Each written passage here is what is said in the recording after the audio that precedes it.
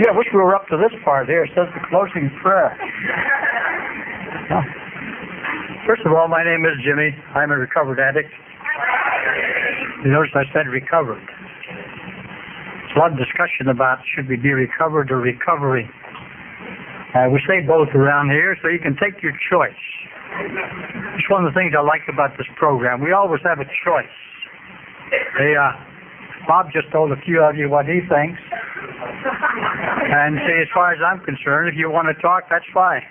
If you really got something to say, I'll sit down right there and listen to you. And I'll tell you why. One of the reasons I said that is I'm going to go back a little ways. I'm going to go back to 1962. Or around, I think the spring, early summer, just about, maybe about this time. And that time I was married to another woman. My kids were fairly small, a couple of them. Coming home from work one afternoon, I turned the radio on and I heard some news that disturbed me greatly. I heard that SOB Khrushchev was coming to Los Angeles. Maybe some of you weren't even born then, and maybe this is old history, you know. But I got so incensed when I heard that. I went home and I said to my wife, tomorrow afternoon I'm coming home from work early. I want you to have some bags packed. And we're taking off. I won't breathe the same smog as that SOB. And she said, I don't care what the thing is that takes us out of town for a couple of days. I'm willing, let's go, you know. So what I want to prove is how manageable our lives become after we're on the program for a while. You know, maybe some of you are going through that phase. How nice it is to be able to manage your life again. Make meaningful choices. You know, all those good words we hear at meetings and from our sponsors and a lot of other people that we don't listen to half the time, you know, which is about my way of doing things too, you know. I try to find the person who agrees with me. Then I feel that I've been approved and I go ahead on it, you know. And that'll probably sink in a little bit later in the program, you know. But anyway, it shows you the manageability that I had gotten into my life. I could cope with things and make decisions, you know. And the first step seemed a long, long ways away in the background at that time, when I'd had to admit that I was powerless over my addictions, and that my life had become unmanageable, because it felt good to be able to do these things that I decided upon, you know. So the result was anyway that we took off. We didn't know where we were going, but we wound up late Friday night up in a motel up in Santa Barbara. Now, I never spent much time in Santa Barbara, but I thought it'd be nice in the morning to go see the mission and go to the museum and a few other things like that. But it didn't quite turn out that way. We had a nice day. I went over to a clubhouse up there for the AA meetings, and I got the coldest shoulder that I ever got anywhere. And I left there in a hurry. I went back the next day, the next morning, and found some of the guys in the kitchen.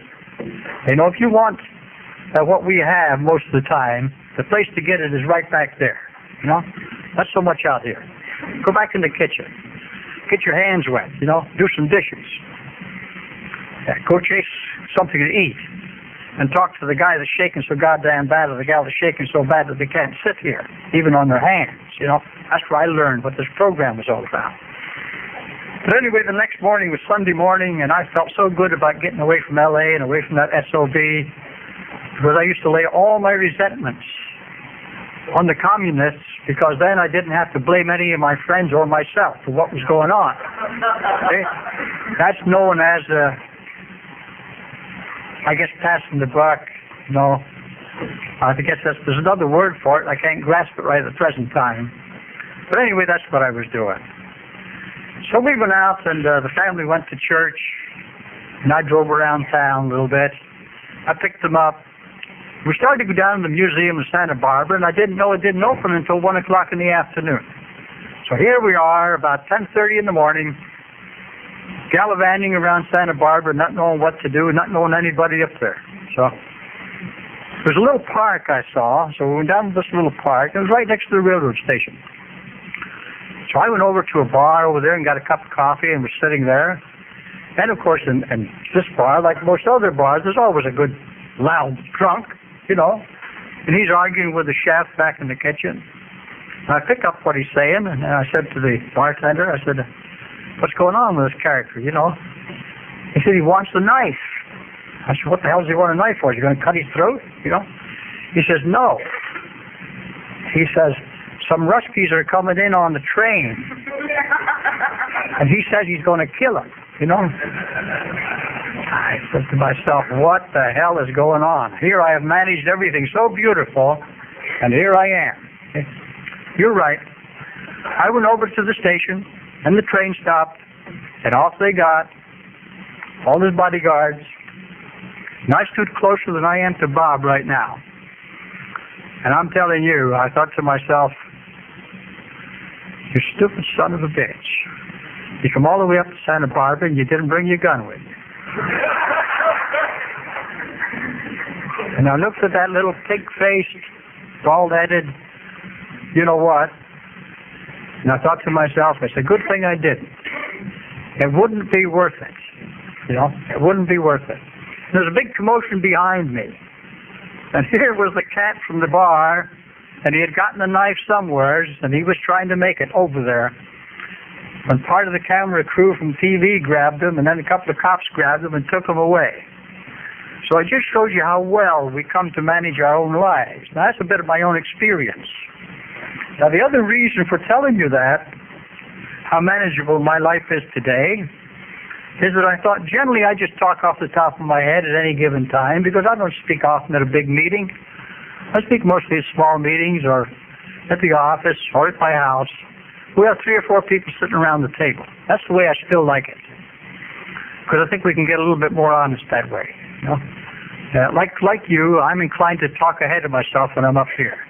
I'm inclined to talk about what I hope it will be like rather than what it really is like right now. Now that's a natural thing, because our particular way of living, I think, has always been that way. We've always been a step ahead of ourselves in what we hope for, what we would like to see, what we would like to be, what we would like to become. I don't think there's anything wrong with that. I think it's basic to our nature. We always want the better things in life for ourselves. But anyway, I sat today and I thought, well, I'm going to get my thoughts in order. There's a few things I'd like to talk about, but I got to have some notes on it. So I proceeded very quickly today to run through my head and run through a few other things, and got about 8 pages of notes. Big lettering, about the size of this, you know. And then I left them home. So here I am, and all I'm going to be able to talk about is what I usually talk about, what it's like right now, where I'm at, what I think of the program, what I understand, some parts of the program, how I handle some of the things that come up in my life. And I'll probably be out in left field most of the time. And if you can follow me, fine. If you can't, well, that's just the way it is. Because I take things pretty much a day at a time, an hour at a time. And I'll have to start a long ways and perhaps give you some indication of the kind of person I am now, the kind of person I was in the beginning. Because I don't think that we change that much, any of us, in our inner life, our inner living. I think we do become what we've always been directed toward. I wasn't born in the United States. I was born a long, long way from here. I was born in Paisley, Scotland. And I grew up in a family that was pretty closely knit, very religious family. My father was on the stage. He was a headliner. He was a comedian. We had a lot of fun in our life. We had a lot of laughter, a lot of singing. I became a dancer when I was very, very young. And that sort of laid out a pattern for much of my life. Because every competition I was ever in, I won. Except one. And that one, I kicked off a shoe during one of my routines.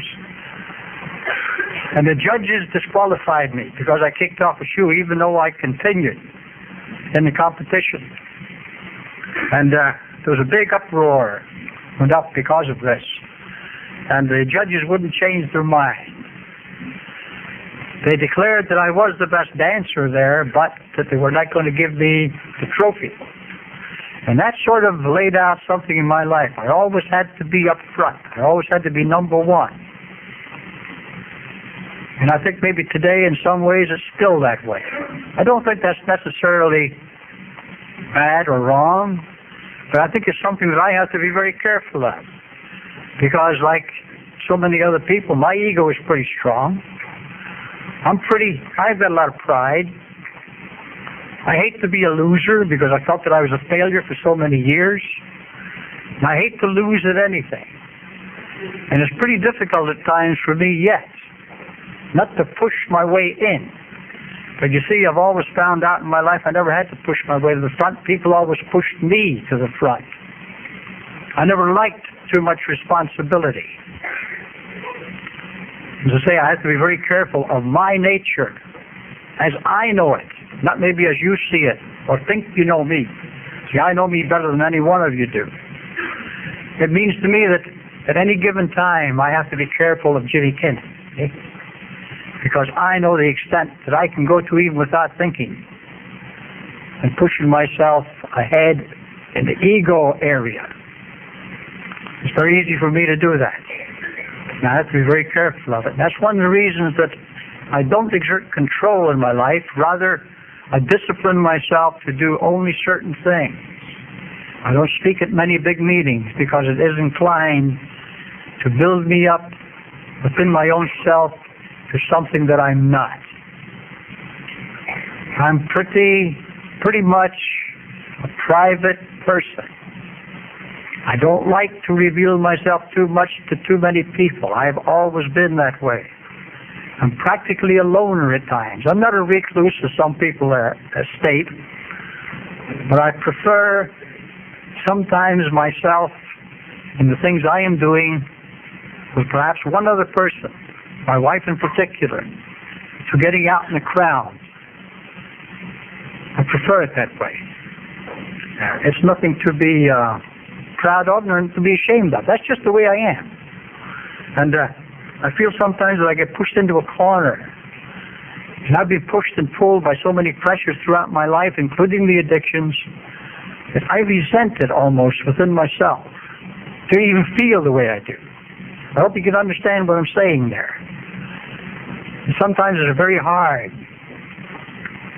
to talk to people who are new. I know there's a lot of people new, fairly new to the program at this meeting tonight. And I'm always concerned with a newcomer. I'm inclined at times to get into myself, even when I'm speaking, and get lost in what I'm trying to tell myself. Because here we're not teachers, we're not preachers. We're here to learn, every one of us. From the first time we come to a meeting. I remember when I made my first meeting, how afraid I was. I still case every place I walk into. I want to know where the nearest door is out and where the nearest window is. And I sit facing the door. Because I want to get out in a hurry if anything happens. You know? It's always been that way. I don't turn my back to a door. Yet. You know? I guess that's self-survival. I got in too many problems backing myself into a corner. So I try to leave that area open. Most important thing to me, of course, when I speak to anyone, is basically the steps. When we discuss the steps to any great length, I think all we do is complicate them and make them harder to understand and harder to work. The steps are everything in my life today. I don't have to consciously work them, but I have to work them. This program becomes such a part after a while that you work it naturally. When I first came around, I had to work it because there was no other way to go. If I didn't work it, I was going to die. That's where I was. I came in, I was an abject failure in every department of life. And I mean that completely and fully. There was nothing left. And I had to surrender. I had to give up. And in doing that, it was hard because I couldn't think. I couldn't speak. It took me about 6 months to be able to put more than one sentence together at any given time.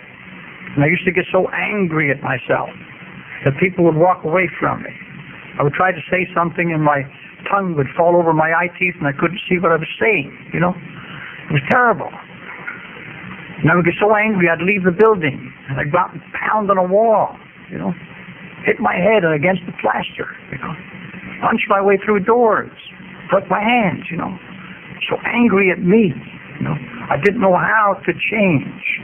I didn't know how to have any affection for me as a person. I hated myself so much I'd look in the mirror and I'd spit in the mirror in the morning. This was even after I was clean and sober for a while.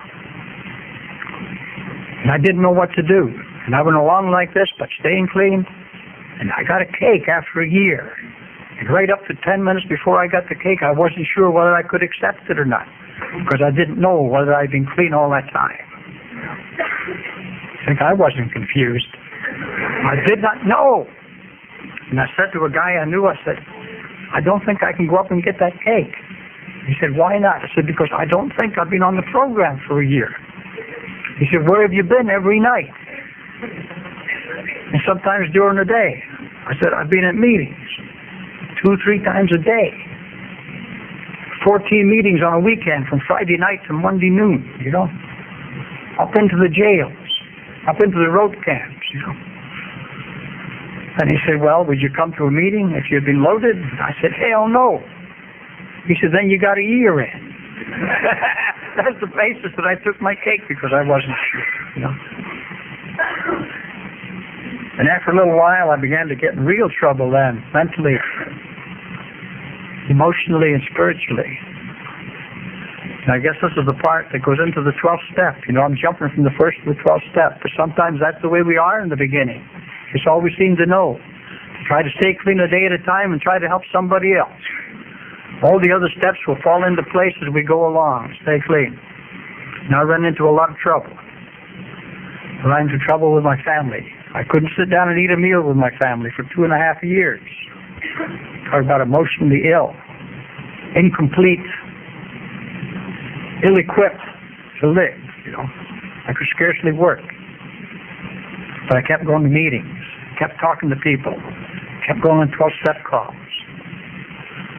And I got so bad one time I couldn't get out of my bedroom.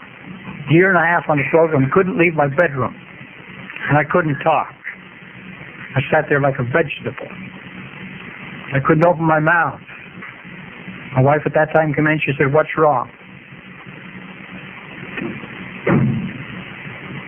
She said, you want a cup of coffee? You want a cigarette? And I sat for 3 days like that, on the side of the bed. At the bathroom to get rid of the coffee and back to bed, as far as I could go. I couldn't leave the house. I was terrified. I had more fear in me then than I ever had previously. I was afraid to leave the house. I had nothing to depend on. I hadn't found any kind of higher power that I could depend on. And I didn't want what the religionists had been trying to give me all my life. Because you see, when I was a kid, I never played hooky from school. I loved school because I could learn there. But I played hooky from church every chance I got. I couldn't stand all that stuff they were telling me because I didn't believe it, you know. And I would take off and I'd go up into the hills in Scotland. Up into the hills above town. In fact, I saw a little something just this morning on TV, a little flash. I guess it was this afternoon. One of those old Tammy shows where she was up in the hills looking down on the town. It took me right back to those times when I was 7, 8 years old. And I'd go up there and I'd look down on the town. And I'd look over the old castle ruins. And I'd lay there in the heather, smell the heather. And I felt so good compared to what I felt when I was with people and down in town and helping my father with his act and dancing. That was all fine, but it wasn't me. You know? I was always afraid. Okay? Thank God that fear is gone. I'm at ease now. Well, very often I'm uncomfortable, but I'm at ease. Like everybody else, I was uncomfortable coming up here before the meeting. I get the butterflies, I get the jitters. But once I'm into doing what I'm doing, I can go ahead. I can feel at ease about it. But to get back to the main thrust of this thing is that I've reached this point where nothing was going to make any change in my life. And then this thing we talk about in the 12th step, where we seem to have some kind of experience that alters the inner workings, that alters us somewhere down deep so that we take a different course. Third day, I'm trying to go to sleep late at night in my own bedroom, dark. And I fell asleep for a little while, and I woke up complete and abject terror. I didn't know what was wrong. I had many experiences like that, as most of you know, at different times, terrors. But this was different. I didn't know what I was afraid of. I didn't have any idea what was happening. And I couldn't move, which was the worst part. I was actually immobile, like a piece of wood laying there, and I couldn't move. I couldn't think. I couldn't scream. I couldn't ask for help. And I saw a great, big, round glow of light ahead of me. It was like a big argent disc of hammered silver. You know what hammered silver looks like. And there were two big posts on each side with a caduceus around them and some steps. If you think I was afraid before, you can imagine how afraid I was then. Because now I knew they were going to get me, you know. For all these years I've been able to stay out of those places. Now I know they're going to get me, you know. And a voice out of nowhere said, "Don't be afraid." Don't be afraid. I couldn't move. But as soon as it hit me, the impact hit me, I loosened up. And I wasn't afraid. And the voice told me what to do. And I said, "I can't do that. I can't do that." And the voice then said something to me that told me just how deep, whatever this was that was talking to me, how deeply it knew me. Because it laughed and it said, "You shyster, you." And I knew exactly what it meant. I was doing again what I'd always done. The indirect approach, the indirect answer, the indirect question, never face anything head on. My whole life, never face anything head on. And I had to change. And I said, what can I do? And I was told what to do. And part of that's the reason this program, I'm not going to tell you the exact words, but part of that's the reason this program has come into existence. Because I was told what to do. And that was a profound experience to me, because for 24 hours I knew complete and absolute serenity. Complete serenity. I knew that everything is all right with the world. That half the time I only get in my own way. If I would just follow directions according to my own conscience on the inside, that things will work out. I still forget it at times, but that's the way it's been most of the time. I've never forgotten one word of what happened. I could draw you a picture. I have drawn a picture of this. The only thing I can tell you is that that voice was a higher power. First higher power I really ever found. Because I understood it. I understood what it was saying, and I understood where it was coming from. Somewhere deep inside of me where I'm connected to this universe, something came through. Because I could never believe in the conceptual gods that most people have believed in. I saw so much difference in my family background.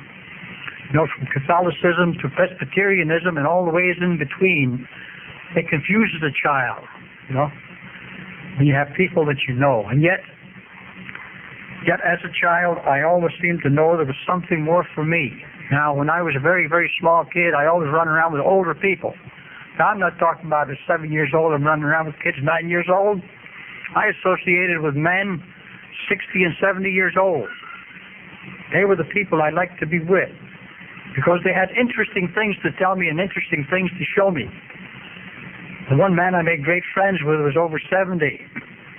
He was an explorer, an archaeologist, and an ornithologist.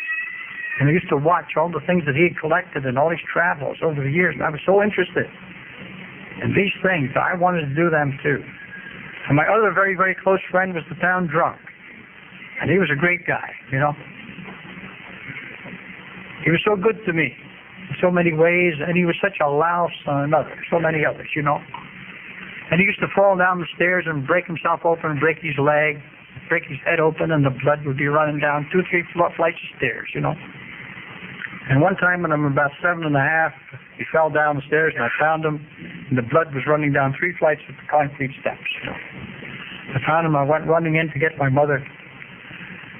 We got him into a hospital, and I used to keep saying to her, when can we see Mr. Cruikshank? She said, next week, next week. This kept going on. Finally, I said, I have to see him.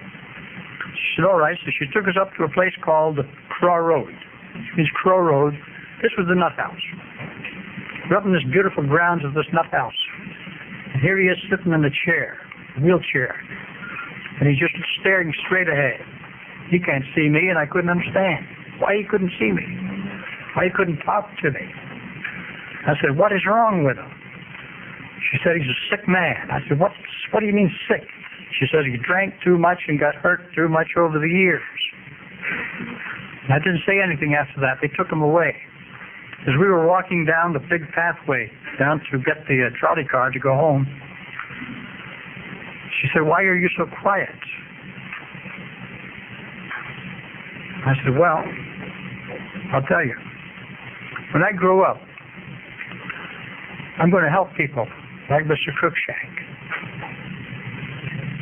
I've never forgotten that. Because I wondered at that time what I meant. So you see, the course was laid out for me. I had to become an alcoholic and an addict to fulfill my destiny. I went to school. Went to a prep school in Pennsylvania to study for the ministry, thinking that was one of the ways I had to go. Well, I lasted there about 3 years, you know. I couldn't make it. I stole all the wine I could get my hands on. We had 17 altars down one side, you know, and 3 in the front. And half the time there was just barely enough wine left for the priest to say Mass, you know. And of course, you know the job I had, you know. I worked in the sacristy, naturally. So after they found out about that, then I went down the cellar and found out how to get in the wine cellar. Snake the stuff out from underneath, you know. Push the dirt back again so they couldn't see where it went. Then after that, I got a job as what we called, can't remember the name of it now, but it was taking care of the good father's rooms, cleaning up, you know, getting them their books, drinking their whiskey is what it was, really, you know. Because I could go to 6 or 7 rooms in the morning, and I'd feel pretty good by first class time, you know. Then I wouldn't have to go over the wall that night and go down to the village. And by the way, in that village, which is back in Pennsylvania, we've got 2 NA meetings going right now. Okay? One's called the Cornwall Heights meeting, and that's where I went to school. And most of my buddies there that continued their studies all became the kind of people that I had wished in years gone by that I could become. They're professors. They're past presidents of a university. All of them. You know? The ones that are not dead. And here I am. I met one of them not too long ago. He's a member of AA. I met him after 26 years in Africa as a missionary. I met him right here in San Fernando Valley. He's got 15 years on the program at that time, 18 years now. You know. Our paths cross, you know. So maybe I haven't said too much. I don't even know what time it is or how long this is supposed to last. Is there going to be a dance after this, Fracas? Okay, then. I'm going to wind this up pretty soon. And perhaps I can come back some other time. I just would like to say a few things about H&I committees, but how difficult it was. You see, I used to say many years ago, I know Bob and probably some of the others here, remember, I used to say, I believe that this program will work best from the inside out. I think if we can carry the message to the inside, When these people grasp it there and come out, this will really make it grow. I found out I was wrong. It didn't really grow much from the outside in either, until recently. But I remember some of the first contacts we had with officials. I remember the very first time we ever tried to carry the message of NA into an institution. We tried to carry it into Max up at Castaic, and after the first meeting we were asked not to come back. The one guy that was leading the meeting, he took up all the time, and all he did was talk down to the people that were in there, and they didn't like it, and neither did the people in the institution, so they asked us, please don't come back. Which was all right. We were learning, The next time we went down to TI with another guy, and one of the people in the back row at that time, sitting back there, and we could hear him. He was making all the usual wisecracks, and turned out about a year later, he walked into a meeting over on War Park at the church, and Bob remembers him. Old Hip Slick Phil, whose story is in the little white book, he walked in there, and we tricked him there too, And then he told us how well he was doing in the H&I committee in AA, and that he really didn't need this Narcotics Anonymous bit, And I asked him after the meeting, I said, are you going to come back to some more meetings? He said, well, I don't think so. No, he said, I'm too busy doing the things I like to do where I am, going into the institutions and carrying the message. I said, well, we need the message carried too, And he said, well, I don't know. Well, naturally, I had to hook him in, because I'm still not as straightforward maybe as I'd like to be. See? So I said, well, that's too bad, because I was going to ask you to lead the meeting next Friday night. And of course, he took the bait, and he was back the next Friday night with some of his friends, and we had a good meeting. And he continued to come back. So I don't care how we get people into the program, as long as they come and they want what we have. See, there are times when I feel that I'm not making contact with newcomers enough. My higher power works kind of funny with me. See? Generally, when I ask for a newcomer, I ask this way for me. I say, I want somebody for a little while that wants this program. I don't care if they only want it for today, for tonight, for 2 hours. I just want them to want it for a little while. See? Because that's the desire. It can be increased. It can be built on. It can be drawn out. See? And within anywhere from 24 minutes to 24 hours, I always get somebody brand new. Strange the way the higher power works. It's always somebody that calls, walk into in strange places, run into them in men's rooms, walk into them in restaurants, stop to get an ice cream cone someplace and walk into somebody and introduce them to the program. That's planting the seed, I think one of the things that I continue to do probably is to give myself as completely as I can to this program, because it is my whole life. It doesn't mean that I don't have many other things to do. I don't have enough time to do everything I want to do. I sometimes wonder if all of us got together and asked our collective higher power to make the days 48 hours long and the weeks 23 days long, that maybe we could catch up with ourselves. But I doubt if that'll ever happen. So the only other way I can do that probably is to live to be like 250. So I've said before that to people who come to this program and that I meet at meetings, I'm going to be around here for a long, long time. So you're going to have to put up with me, because I'm not going to leave. But I hope that you hang around too, because maybe, if we all stick together, we will find unity in this program. We will learn how to apply the traditions, which is the only thing that will make the fellowship grow. And we will be able to carry the message to every corner of the earth, whether it's in an institution here, or in Bangkok, or in Thailand, in Scotland, in Poland. By the way, we're behind the Iron Curtain now. We've got 2 meetings in Poland. You'd be surprised what's going on. There's a Catholic priest down in Brazil has translated a little part of the White Book, and I'm trying to get in touch with him. I've called him a number of times. I can't reach anybody down there, so I've had to write to him. There's more calls for help coming in from different parts of the world than ever has before. We need everybody. We don't need just a few people. Every member of Narcotics Anonymous is needed in some way. None of us have it made. That's the unfortunate thing that happens to us so often. We think we have it made. We can't all give all our time, but we can be the program, because you are the program. You're the only program that some people will ever see, whether in or out of an institution. And what's your image? Is it false or is it real? You know? Sometimes I'm so doggone much off the wall that I couldn't get serious if I tried. Tonight I just happened to be serious, because I realize more than ever when I look around a room like this, there's so many people. And I remember the times we used to sit with 2 and 3 of us around the table at the only meeting in the entire world. I remember one time Bob said to me, he said, well, what did we have to do all that other stuff for? This was after he got out to Hatchet last time, by the way. Okay? He still has a little resentment towards me, you know. Because I wrote to him when he was up in Tehachapi and answered his letter, and I sent him up a starter kit and said, get a meeting started, and didn't enclose any money for him.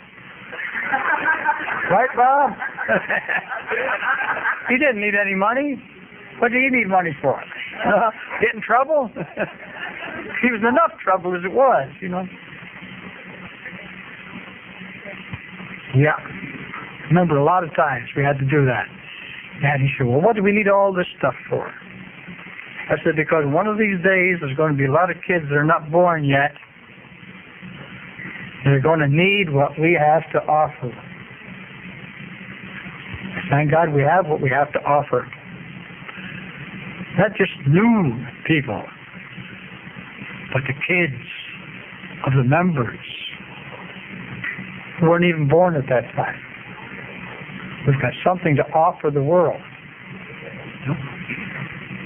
I wish I could remember the thing I wrote this afternoon on that last page that I was going to wind up this talk with. I can maybe give it to you, not in the verse that it's written in, but maybe I can give it to you in essence. And I was thinking, you know, if there was ever an epitaph that I would like to see on my headstone, if I have a headstone, I'll probably be buried at sea, though. If there's ever an epitaph written, it might go something like this. All we did was sow some seeds and worked and wrought to make this work so that we and others might live in peace, in freedom, and in love.